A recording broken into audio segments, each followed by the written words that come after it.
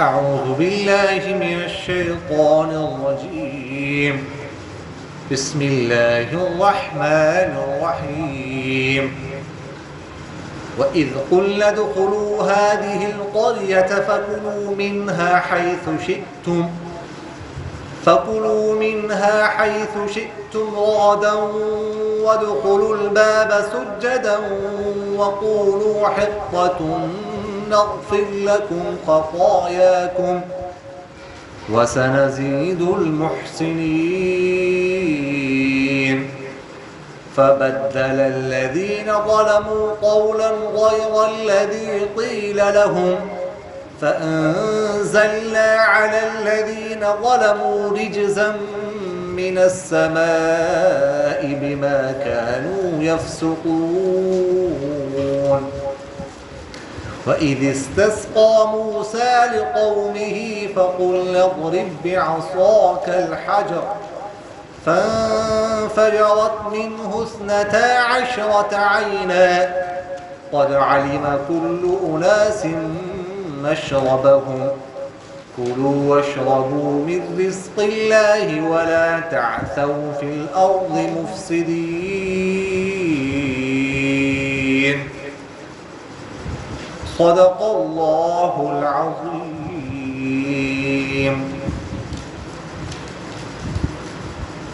سورۃ البقرہ آیت نمبر 58 ہے۔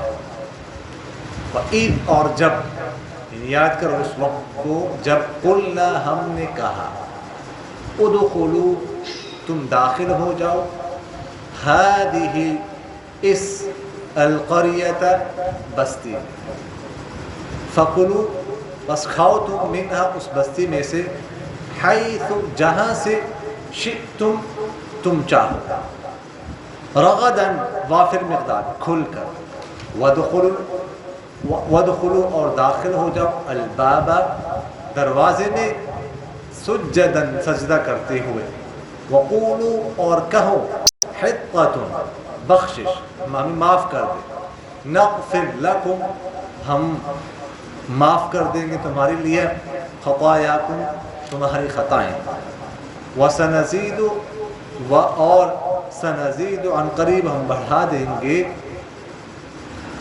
المحسنین احسان کرنے والوں، فبدل الذین بس بدلا تبدیل کیا الذین ان لوگوں نے ظلموا جنہوں نے ظلم کیا تھا قولا بات کو غیر الذی الا اس کے قیل لہم جو ان سے کہی گئی تھی، فانزلنا پھر ہم نے نازل کیا علی الذین ان لوگوں پر ظلموا جنہوں نے ظلم کیا تھا رجزا آفت عذاب من السماء آسمان سے بما كانوا يفسقون بسبب اس کے جو فسق کیا کرتے تھے، وَإِذْ اور جب یاد کرو اس وقت کو کہ جب استسقا پانی طلب کیا موسیٰ علیہ السلام نے لقومہ اپنی قوم کے لیے، فقلنا بس ہم نے کہا اضرب مارو تم بعصاک اپنی لاٹھی کے ساتھ الحجر پتھر کو، فانفجر پھر پھوٹ پڑے منہ اس پتھر سے 12 عینا چشم، قد تحقیق علم جان لیا کل اناس ہر گروہ نے ہر فریق نے مشربہم اپنے پانی کی جگہ کو، کلو کھاؤ تم واشرب اور پیو من رزق اللہ اللہ کے رزق میں سے، ولا تعثوا اور مت پھیرو فی الارض زمین میں مفسدین فساد مچاتے۔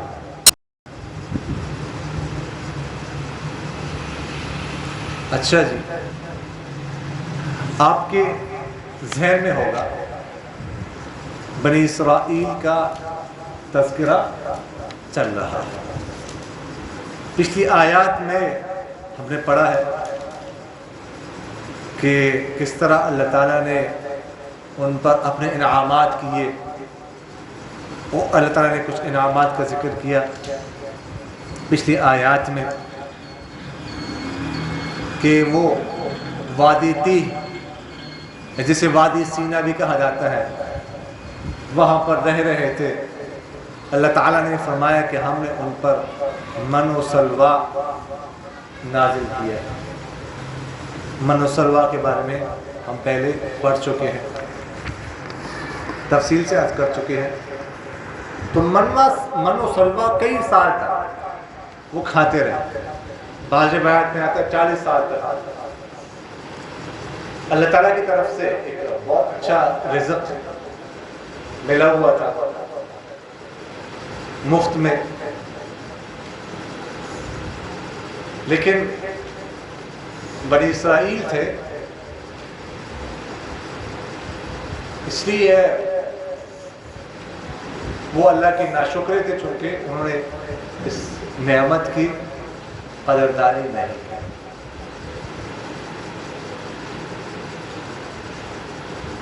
تو اللہ تعالیٰ آگے اگلی آیات میں آتا ہے، اللہ تعالیٰ سے مطالبہ کہ ہمیں تو یہ ملنا چاہیے، ہمیں تو وہ ملنا چاہیے۔ یہاں پر جیسے میں نے آپ سے عرض کیا کئی سال گزار، حتیٰ کہ وہاں پر رہ رہے تھے، ہارون علیہ السلام کا انتقال بھی ہو گیا، موسیٰ علیہ السلام کا انتقال بھی ہو گیا۔ موسیٰ علیہ السلام کا انتقال جب ہونے لگا تو موسیٰ علیہ السلام نے اللہ تعالیٰ سے دعا درخواست کی کہ اے اللہ مجھے ادھر موت نہ دے، مجھے موت دے دے بیت المقدس میں یا بیت المقدس کے قریب، مجھے ادھر سے نکال تاکہ میں ان کے ساتھ، ان ناشکروں کے ساتھ نہ رہوں اور ان کے ساتھ رہتے ہوئے مجھے موت نہ دے۔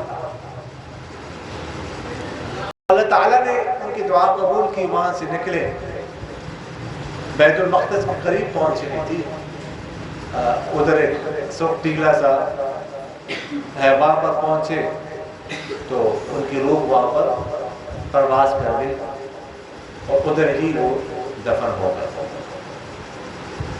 آج کل بھی موسیٰ علیہ السلام کا قبر ہے، پہلے وادی تھی، وادی سینا جو ہے نا یہ بیت المقدس سے دور تھا، اب مل چکا ہے بیت المقدس فلسطین کے ساتھ۔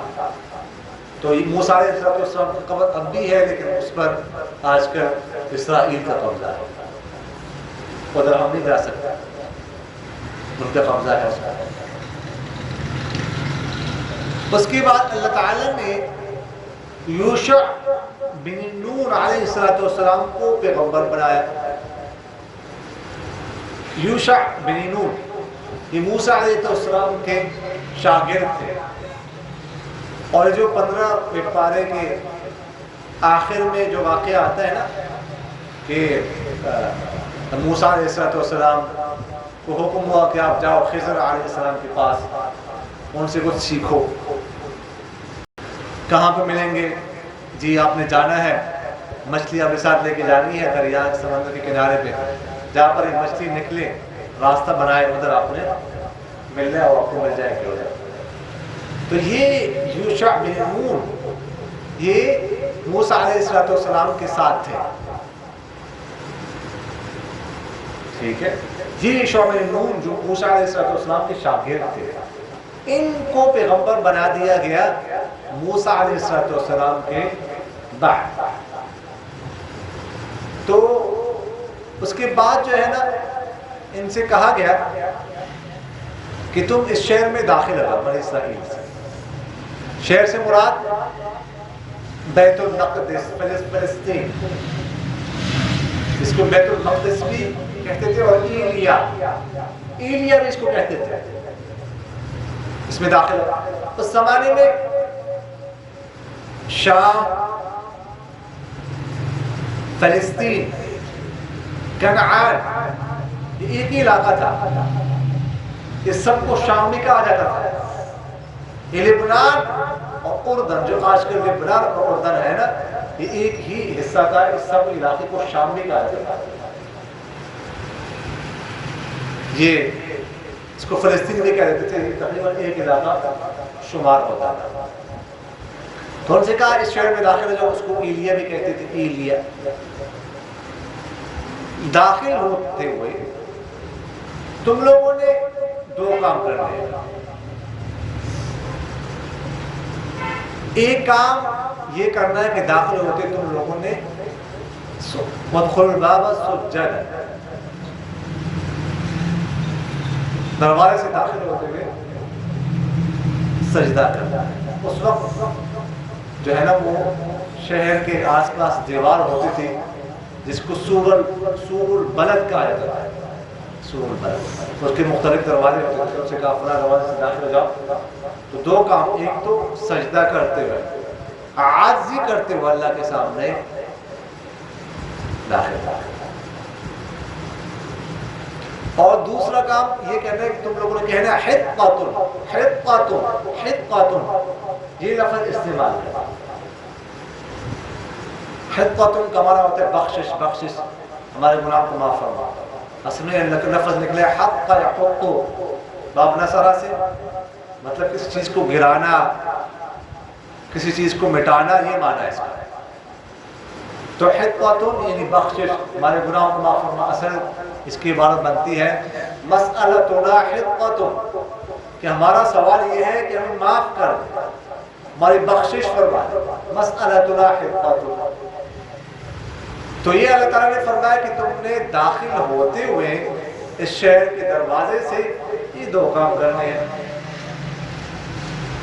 اور ساتھ ہی بھی فرمایا کہ جب تم یہ دو کام کرو گے نغفر لکم خطایا، تو ہم تمہارے گناہوں کو بخش دیں گے، معاف کر دیں گے۔ پہلے تم سے جو گناہ ہو چکے ہیں، جو ناشکری تم لوگوں نے کی ہے، اس سے ہم درگزر کریں گے، بس یہ کام کرنا ہے۔ انہوں نے کیا کیا؟ انہوں نے یہ ان دونوں کاموں کے الٹ کیا، دونوں کاموں کی الٹ کی۔ ان سے کہا گیا تھا سجدہ کرتے ہوئے، عاجزی کرتے ہوئے داخل ہونا ہے، انہوں نے اس کو الٹ کیا، ویسے چوکڑی مار کے ایسے گھسیٹتی ہوئے داخل ہونا۔ ہاں، شرارتی لوگ تھے ظاہر، شرارت تو یہودیوں میں پہلے سے اب بھی ہے۔ ایک تو ضدی بہت ہے، ضدی ہے، بات نہیں مانتے، یعرفون کما یعرفون ابناءہم۔ آپ صلی اللہ علیہ وسلم کے بارے میں اللہ تعالیٰ فرماتے ہیں کہ آپ صلی اللہ علیہ وسلم کو ایسے جانتے ہیں جیسے کہ اپنی اولاد کو جانتے ہیں، لیکن نہیں مانے، ضدی، ذہین بھی بہت ہے۔ سب سے زیادہ ذہین قوم دنیا میں یہودی ہے۔ یہ ہائیڈروجن بم، کلاشن کوف وغیرہ کس سے تیار کیا ہے؟ یہ تباہی کے جتنے اسباب ہیں انہوں نے تیار کیے ہیں۔ ذہین بھی بہت ہیں لیکن ضد بھی بہت ہے۔ تو ایک کام تو انہوں نے کیا، اس کی اور کیا۔ دوسرا ان سے کہا گیا تھا کہ تم نے کہا ہے، کہنا ہے حِطَّةٌ، انہوں نے حِطَّةٌ کے بجائے حِنْطَةٌ کہنا شروع کر دیا۔ حِنْطَةٌ، حِنْطَةٌ، حِنْطَةٌ کا معنی ہوتا ہے گندم، گندم۔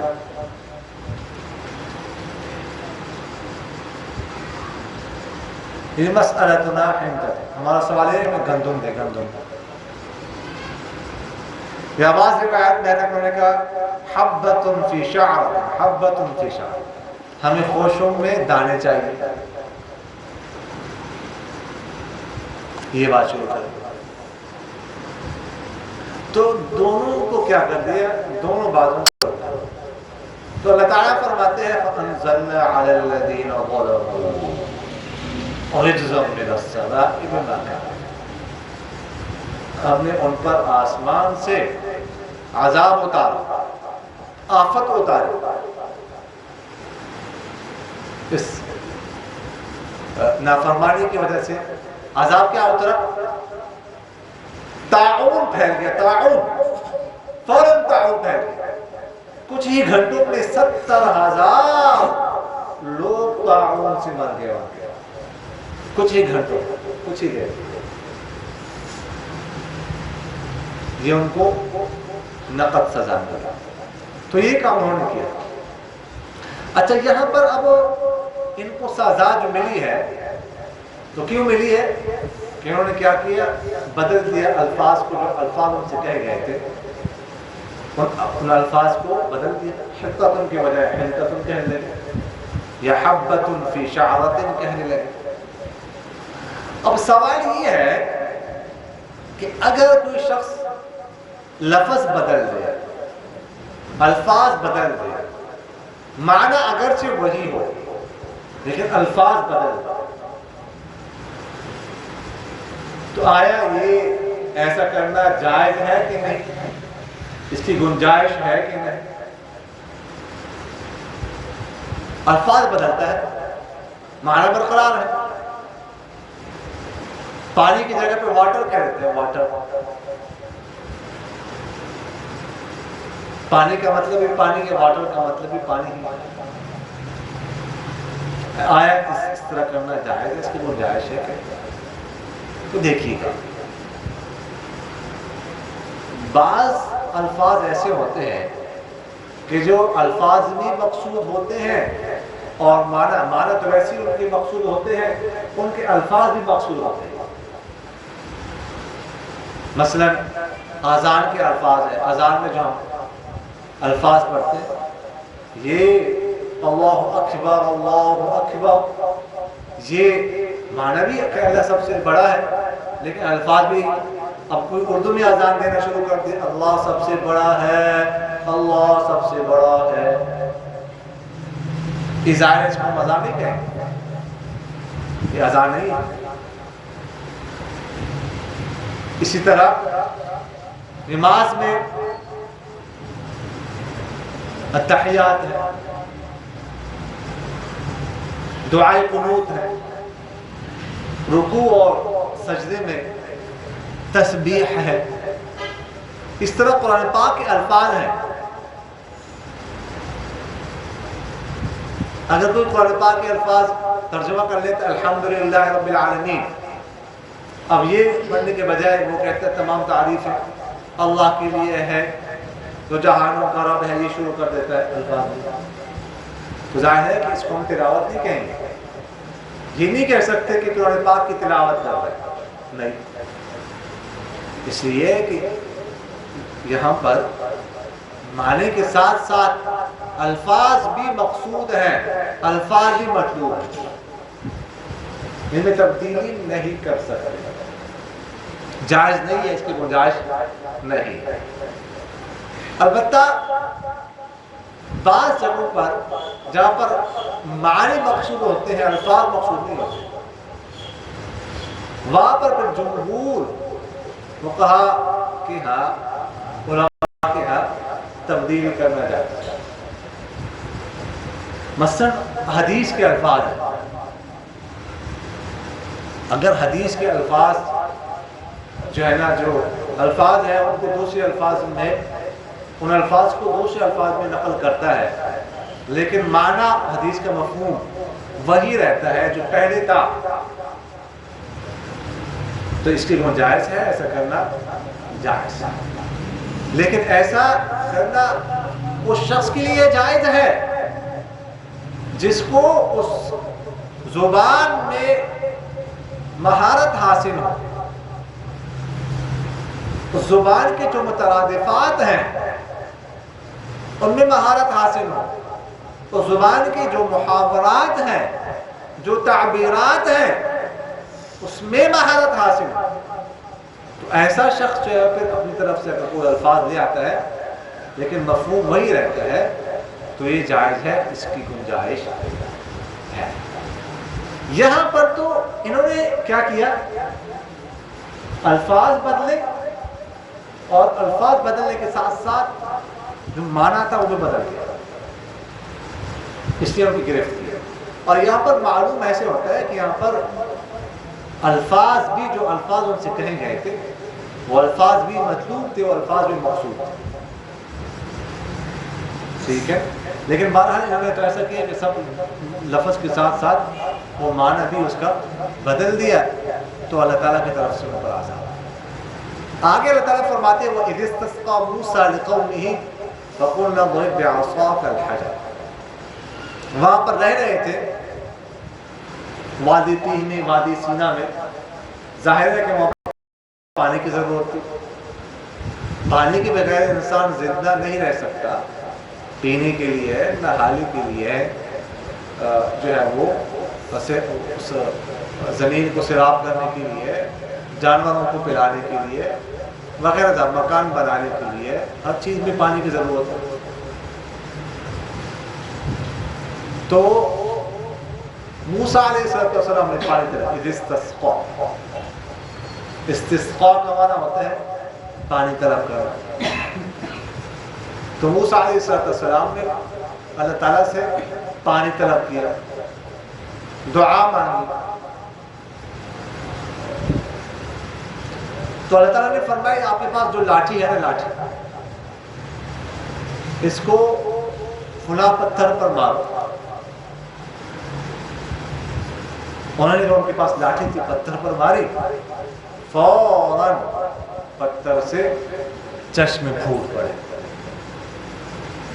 پتھر ہیں، پانی نکل رہا ہے. اللہ تعالیٰ کی قدرت ہے، اللہ تعالیٰ کر سکتا ہے. پانی نکلا، ان کے لیے پانی کا انتظام بھی ہو گیا، کھانے پینے کا انتظام بھی ہو چکا تھا. کھانے کا انتظام ہو چکا تھا، پینے کا انتظام بھی ہو.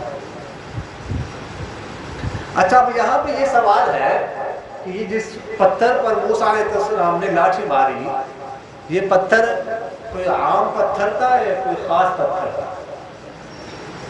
اس کے بارے میں دو قول ہیں. ایک قول تو یہ ہے کہ یہ ایک عام سا پتھر تھا، بس عام پتھر جو پڑا ہوا تھا. اللہ تعالیٰ نے فرمایا اس پر اپنی لاٹھی مارو. انہوں نے لاٹھی ماری، چشمے پھوٹ پڑے. لیکن دوسرا قول یہ ہے کہ نہیں، یہ عام پتھر نہیں تھا، ایک خاص قسم کا پتھر. یہ کون سا پتھر تھا؟ یہ وہ پتھر تھا جو موسیٰ علیہ السلام کے کپڑے بھاگ کر لے گئے. ایک واقعہ ہے بخاری شریف میں. واقعہ یہ ہے کہ موسیٰ علیہ السلام کے زمانے میں لوگ جو ہے نا وہ ایک دوسرے کے سامنے نہاتے تھے. چشمے میں نہا رہے ہیں، کپڑے اتار کے ایک دوسرے کے ساتھ نہاتے، ایک دوسرے کے سامنے نہاتے تھے. اس کو کوئی عیب نہیں سمجھتے تھے، لیکن انتہائی عیب کی بات ہے، بشرمی کی بات ہے. لیکن باہر یہ کوئی عیب کی بات نہیں ہے. لیکن موسیٰ علیہ السلام ایسا نہیں کرتے تھے. وہ دور جا کر چشمے میں وہاں پر نہاتے تھے، کپڑے اتار کر، ان کے سامنے نہیں، شرماتے تھے. تو نہ انہوں نے قوم کے لوگوں نے مشہور کر دیا کہ یہ موسیٰ کو کوئی بیماری ہے، اس لیے ہمارے سامنے نہیں نہاتے، بلکہ انہوں نے مشہور کر دیا کہ اس موسیٰ کو قدرہ ایک بیماری ہے، وہ بیماری لگی ہوئی ہے، اس لیے ہمارے سامنے نہیں نہاتے. انسان کی وہ جو ہوتے ہیں پھول جاتے ہیں، یہ بیماری ہوتی ہے، اس لیے ہمارے سامنے نہیں نہاتے. یہ مشہور کر دیا، لیکن بات یہ نہیں تھی. تو ایک دفعہ موسیٰ علیہ السلام نے نہانے کے لیے کپڑے اتارے اور ایک پتھر تھا اس کے اوپر رکھا. موسیٰ علیہ السلام نہانے لگے، پتھر کو حکم ہوا اللہ کی طرف کہ کپڑے اٹھا کر یہاں سے باہر. اب پتھر کپڑے اوپر ہے، بھاگنے لگا، دوڑ لگائی پتھر میں. اب موسیٰ علیہ السلام نے جب دیکھا کہ پتھر دوڑ رہے، بھاگ رہے، تو موسیٰ علیہ السلام نے آواز دی، ثوبی حجر، ثوبی یا حجر، اے پتھر میرے کپڑے ہیں، میرے کپڑے ہیں. وہ بھاگ رہے. موسیٰ علیہ السلام اس کے پیچھے بھاگ رہے ہیں، آگے آگے بھاگ رہے. بھاگتے بھاگتے وہ وہاں پر جا ٹھہرا جہاں پر قوم کے لوگ بیٹھے ہوئے. اللہ کی طرف سے ہوگا. خیر موسیٰ علیہ السلام جلدی جلدی گئے، نے کپڑے اٹھا لیے، پھیل گئی، لیکن قوم کے لوگوں نے ان کو دیکھ لیا، موسیٰ علیہ السلام کو دیکھ لیا سارا، تو پتہ چل گیا کہ موسیٰ علیہ السلام کو کوئی بیماری نہیں ہے۔ یہ بیماری کی وجہ سے نہیں، یہ ایک شرم کی وجہ سے، ایک حیا کی وجہ سے، ایک عزت کی وجہ سے الگ تھلگ نہاتے ہیں، کسی کے سامنے نہیں نہاتے۔ تو دوسرا قول یہ ہے کہ یہ وہ والا پتھر تھا جس پر موسیٰ علیہ السلام نے لاٹھی ماری اور 12 چشمے پھوٹ پڑے۔ 12 چشمے کیوں پھوٹ پڑے؟ اس لیے کہ یعقوب علیہ السلام سے نسل چلی ہے بنی اسرائیل کی۔ یعقوب علیہ السلام کے 12 بیٹے تھے، ہر بیٹے سے ایک نسل چلی، ایک قبیلہ چلا۔ 12 قبائل تھے، تو 12 قبائل کے لیے 12 چشمے، ہر قبیل کے ایک چشمے۔ مثلا یعقوب علیہ السلام کے ایک بیٹے کا نام یوسف، تو ان سے جو آگے نسل چلی ان کو یوسفی کہتے تھے، تو یوسفیوں کے لیے ایک چشمہ۔ ان کے ایک بیٹے کا نام تھا روبیل، مثال کے طور پر، تو روبیلیوں کے لیے الگ چشمہ۔ مثلا ایک بیٹے کا نام تھا یہودا، یہودیوں کے لیے الگ چشمہ۔ ایک بیٹے کا نام تھا بنیامین، مثال کے طور پر، تو بنیامینوں کے لیے الگ چشمہ۔ اس طرح ہر قبیلے کے لیے ایک چشمہ پھوٹ پڑا، تو ایک پتھر سے 12 چشمے پھوٹ پڑے۔ اللہ تعالیٰ فرماتے ہیں قد علم کل اناس مشربہم، ہر قبیلے نے اپنے جو ان کی جگہ تھی پانی پینے کی، جو چشمہ تھا اس کو جان لیا، مقرر ہو گیا کہ کل کو کسی قسم کا کوئی جھگڑا نہ ہو۔ گھر کے افراد میں جھگڑا ہو سکتا ہے، یہ تو مختلف قبائل تھے، تو ہو سکتا ہے کہ بعد میں کوئی جھگڑے تک نوبت پہنچتی کہ ایک قبیلہ کہتے ہیں ابھی ہماری باری ہے، ہم نے پانی لینا ہے، ہم نے پانی بھرنا ہے، اپنے جانوروں کو پانی پلانا ہے۔ دوسرا قبیلہ کہتے ہیں نہیں ہماری باری ہے۔ تو اس طرح ایک نظام ہوتا، ایک جھگڑے کی صورت بن جاتی ہے، تو اس لیے ہر قبیلے کے لیے الگ الگ چشمہ جو ہے مقرر کر۔ اب یہ کوئی سوال نہ کرے کہ پتھر سے کہرے سے جو ہے نا وہ پانی نکل سکتا ہے۔ اللہ تعالیٰ کی قدرت، اللہ تعالیٰ نے نکالنا ہے نا پانی، کسی اور نے تو نہیں نکالنا۔ اگر اللہ تعالیٰ زمین سے چشمہ نکال سکتا ہے تو پتھر سے کیوں نہیں؟ اور آج کل آپ لوگوں نے دیکھا ہوگا پتھر سے آج کل بھی پانی نکلتا ہے، چشمے نکلتے ہیں، پتھر ہوتا ہے لیکن اس سے نکلتے ہیں۔ تو اس لیے اس میں جو ہے نا وہ کوئی ایسی جو ہے نا وہ بات نہیں ہے کہ موسیٰ علیہ السلام کا معجزہ ہے، اور معجزہ کہتی ہے خرق عادت کا رکوع ہے۔ معجزہ جو ہوتا ہے نا وہ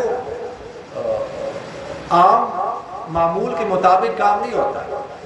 معجزہ جو معمول کے خلاف کام ہو، جو عام روٹین کے مطابق نہ ہو، عام روٹین سے ہٹ کر جو کام ہو، اسی کو تو معجزہ کہا جاتا ہے۔ اور یہ معجزہ تھا موسیٰ علیہ السلام کے لیے، اس میں کوئی شک جو ہے نا وہ نہیں ہے۔ تو اللہ تعالیٰ نے فرمایا کلوا واشربوا من رزق اللہ ولا تعثوا فی الارض مفسدین، کلو کھاؤ اور پیو۔ کھانے کا انتظام تو من و سلوہ کے ذریعے سے ہوا تھا، اب رہتا تھا پینے کا انتظام۔ تو پینے کا انتظام جہاں سے ہوا کہ اللہ تعالیٰ نے جو ہے نا وہ چشمے وہاں سے نکال دی پتھر سے، اور فرمایا وَلَا تَعْثَوْا فِي الْأَرْضِ مُفْسِدِينَ، کھاؤ پیو، اللہ کا شکر ادا کرو۔ اللہ کا شکر جب تک ادا کرو گے تو یہ تمہیں مفت میں ملے گا۔ یہ اللہ تعالیٰ تمہیں جو کچھ دے رہا ہے اس کی کوئی قیمت کیا ہے؟ اللہ کا شکر، بس، اور کوئی قیمت نہیں۔ اگر تم اللہ کا شکر ادا کرتے رہو گے تو نعمت تمہیں ملتے رہے گی، اگر شکر ادا نہیں کرو گے تو نعمت تم سے اللہ تعالیٰ چھین لے گا۔ آج کل کے زمانے میں پانی کی قلت ہو رہی ہے بہت زیادہ۔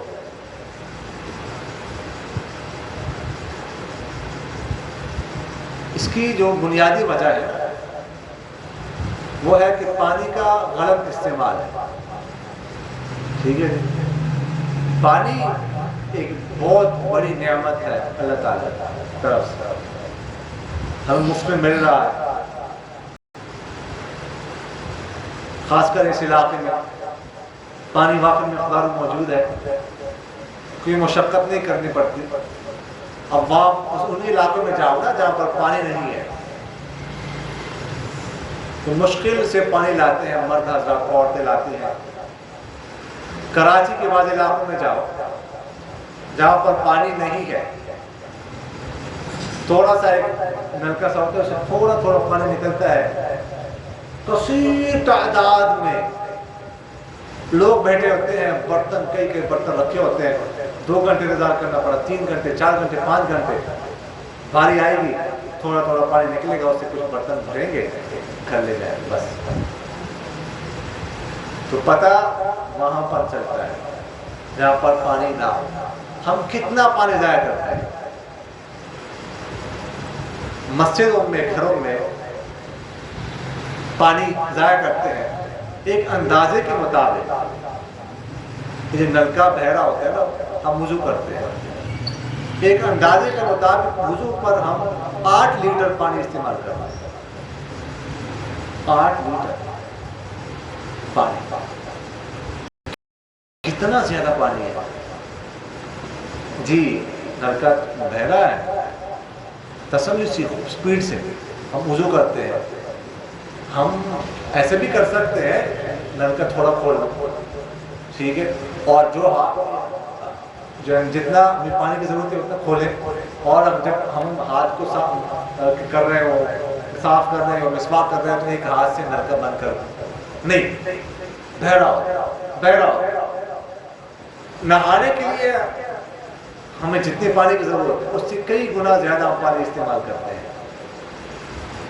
ضرورت نہیں ہوتی۔ ہم جتنے پانی سے طہارت حاصل کر سکتے ہیں، جسم کو پاک کر سکتے ہیں، اس سے کئی گنا زیادہ پانی استعمال کرتے ہیں، قضاء حاجت پر کئی گنا زیادہ پانی استعمال کرتے ہیں۔ یہ جو اللہ تعالیٰ نے ہمیں نعمت دی ہے اس کی ناشکری کر رہے ہیں، ناقدری کر رہے ہیں۔ پانی کی قلت بہت زیادہ ہو رہی ہے، بہت تیزی سے ہو رہی ہے، اس کی قدر کرنی چاہیے، شکر ادا کرنا چاہیے، اور اسراف نہیں کرنا چاہیے، اسراف سے اپنے آپ کو بچانا چاہیے۔ پانی کی قلت اگر پڑ گئی تو پتہ چلے گا۔ ہمیں تو اب مفت میں مل رہا ہے پانی، نل کا کھولتے ہیں، کوئی مشقت نہیں۔ اگر اس کے دور سے لانا پڑ جائے، چشموں سے کئی گھنٹے انتظار کرنا پڑ جائے، اس کے بعد اس نعمت، اس کی قدر کا اندازہ ہوگا۔ تو اس لیے یہ بہت زیادہ ہم ناقدری کر رہے ہیں، بہت زیادہ ہم ناشکری کر رہے ہیں۔ اب چولستان میں کیا ہوا کچھ دن پہلے پتہ ہے، جانور مر رہے ہیں پیاس سے، لوگوں کی جان پڑے ہوئے مر رہے ہیں، پانی نہیں، لاکھوں کا نقصان ہوا، ایک شخص کے کئی جانور مر رہے پیاس کی۔ کچھ دن پہلے کی بات ہے، ابھی کی بات ہے، مہینے میں نہیں ہوا، ابھی کی بات ہے۔ پانی نہیں، پینے کے لیے پانی نہیں ہے، اور استعمال تو دور کی بات ہے کہ وہ کھیتوں کو سیراب کریں، دور کی بات ہے، پینے کے لیے، جانوروں کے لیے نہیں ہے۔ تو خدا را اس نعمت کی قدر دانی کرو، اس کا شکر ادا کرو، اسراف سے اپنے آپ کو بچاؤ۔ یہ بہت بڑی اللہ تعالیٰ کی نعمت ہے، اور اس کو جو ہے نا اس کو شکر کرنی چاہیے، ورنہ اللہ تعالیٰ یہ نعمت ہم سے چھین لیں گے۔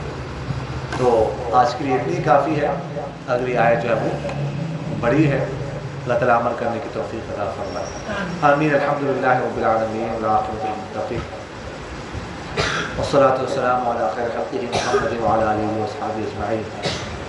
اللهم احرسنا بعينك الذي لا تنام، واكنفنا بركنك الذي لا يرام، وارحمنا بقدرتك علينا فلا نهلك وأنت رجاؤنا، فكم من نعمة أنعمت بها علينا قل لك بها شكرنا، وكم من بلية ابتليتنا بها قل لك بها صبرنا، فيا من قل عند نعمته شكرنا فلم يحرمنا، ويا من قل عند بليته صبرنا فلم يخزرنا، ويا من رآنا على الخطايا فلم يفزحنا، يا ذا المعروف الذي لا ينقضي أبدا، يا ذا النعماء التي لا تحصى أبدا، نسألك أن تصلي على محمد وعلى آل محمد، وبك ندرأ في نحور الأعداء والجبابرة، اللهم أعنا على ديننا بالدنيا وعلى آخرتنا بالتقوى، واحفظنا فيما غبنا عنه، ولا تكلنا إلى أنفسنا فيما حضرناه، يا من لا تنزله الذنوب ولا تنقصه المغفرة، هب لنا ما لا ينقصه واغفر لنا ما لا يضرك انك انت الوهاب، یا اللہ جلال والاکرام ہمارے تمام صغیرہ کبیرہ گناہوں کو معاف فرما، یا اللہ جلال والاکرام میں جو کچھ پڑھا گیا ہے سنا گیا ہے، یا اللہ جلال والاکرام اس پر عمل کرنے کی توفیق عطا فرما، یا اللہ جلال والاکرام ہمیں اپنے کلام پاک فہم و سمجھ نصیب فرما، اس میں غور کرنے کی تدبر کرنے کی توفیق نصیب فرما، یا اللہ جلال والاکرام باران رحمت نازل فرما، رحمت والی کرم والی بارش نازل فرما، یا اللہ جلال والاکرام موسم کی خشکی کو دور فرما، موسم کو ٹھنڈا خوشگوار بنا، اپنے زمین کو سیراب کر دیجیے، اپنی بنجر زمین کو آباد کر دیجیے، اللہم اغثنا غیثا مغیثا مریئا مریعا نافعا غیر ضار غیر آجل، اللہم اسقی عبادک و بہائمک وانشر رحمتک و احل بلدک المیت، اللہم انزل علینا الغیث، اللہم انزل علینا الغیث، اللہم انزل علینا الغیث۔ سبحان ربک رب العزة عما یصفون وسلام علی المرسلین والحمد للہ رب العالمین، آمین یا رب العالمین برحمتک یا ارحم۔